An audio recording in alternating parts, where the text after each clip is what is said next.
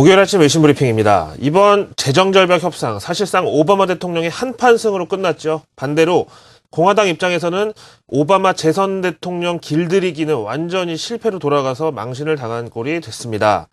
근데 항상 어떤 이 역사적인 사건에는 그 후일담이 나중에 화제가 되기 마련인데요. 이 가운데서 사실로 확인된 팩트, 그리고 향후 우리가 주의해야 될 관전 포인트 개념으로 뉴스 한 편을 보시겠습니다. CNN이 전합니다. 사실 이 내용을 오늘 CNN 말고도 여러 외국 언론에서 일면에 보도하고 있는데요. 제목이 좀 직전부터 보기엔 좀 험한데 어떤 정황이 들어있었나 한번 보실까요? 지금 사진에 보시는 이 존 베이너 공화당 하원 대변인이 백악관 로비에서 해리 리드, 옆에 보시는 민주당 상원 원내대표를 만났는데 얼굴을 보자마자 여기 나온 대로 go yourself라는 욕을 내뱉은 이 사건이 뒤늦게 알려졌다고 그러네요. 이걸 제가 읽을 수는 없고요. 그래서 외신들은 일제히 이 내용을 보도하면서 이 배경이 어떤지는 대충들 알고 있는 거죠.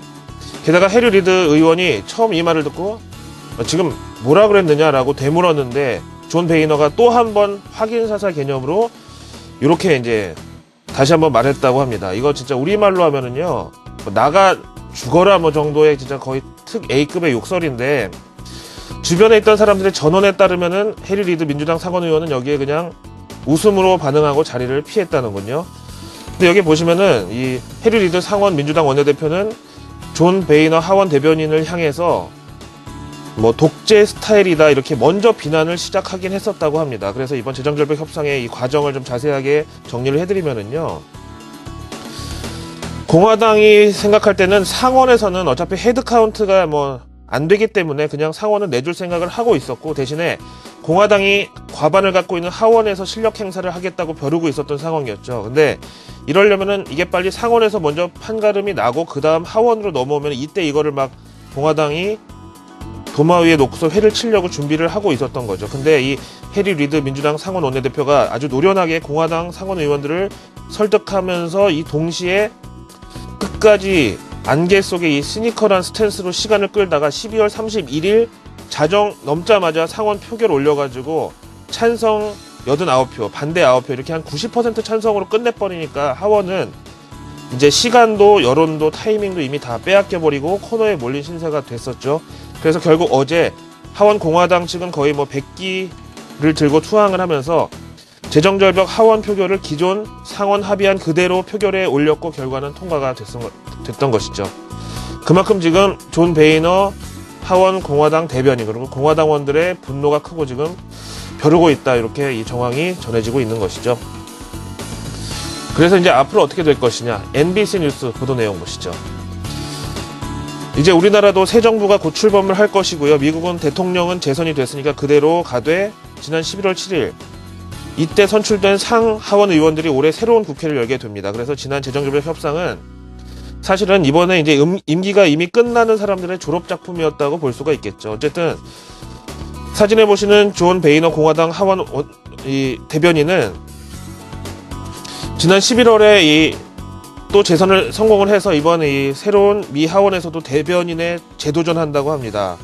글쎄요, 이번 이 재정절벽 협상 이 건에서 오바마의 완패를 당하면서 일단 정치적으로 조금 면이 깎인 그런 측면이 없지 않지만은 이 존 베이너 하원 대변인이 이게 또 보통 분이 아니거든요.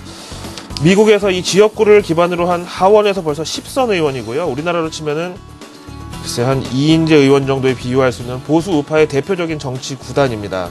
따라서 이번에 존 베이너가 하원 대변인에 재선출된다면은 이제 새로 시작되는 미국의 제113대 국회에서 이 재정절벽 협상안에 대해서 개정안을 밀어붙이면서 서력의 한판 승부를 준비할 가능성이 크죠. 참 정치에게는 우리나라도 그렇고 미국도 그렇고 할 때는 뭔가 재밌는 것 같지만 하고 나면 좀 뒷맛이 개운치가 않은데요. 이제 새해 우리 증시의 개운한 외신 한 편을 보시죠.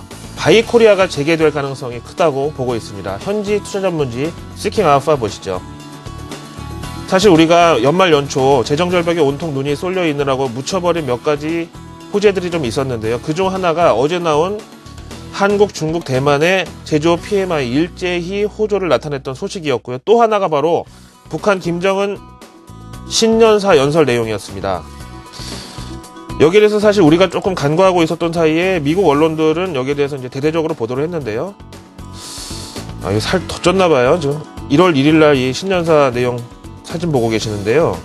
아무튼 이 내용 중에서 뉴욕타임즈 기사 보시면은 특히 남북한 오랜 분단과 갈등을 넘어서 화합과 협력을 꾀하자는 이런 내용이 있었고, 외국인 투자자들 사이에 한반도 긴장 완화라는 이게 또 중요한 힌트로 작용할 것이다 라고 이 설명을 하고 있고요. 그래서 이 투자 전문지 스킨 알파는 올 2013년 새해 들어서 바이코리아, 즉 외국인이 한국 주식을 대거 매수하는 이런 트렌드에 불을 지필 만한 재료가 북한에서 출현했다라고 설명을 합니다. 그래서 우리나라에서 주식을 이제 외국인들이 투자하는 데 있어서 가장 큰 리스크 가운데 하나가 뭐 휴전 국가, 분단 국가 이런 안보 리스크인데, 이거를 제거해주는 역할을 기대한다는 내용이고요.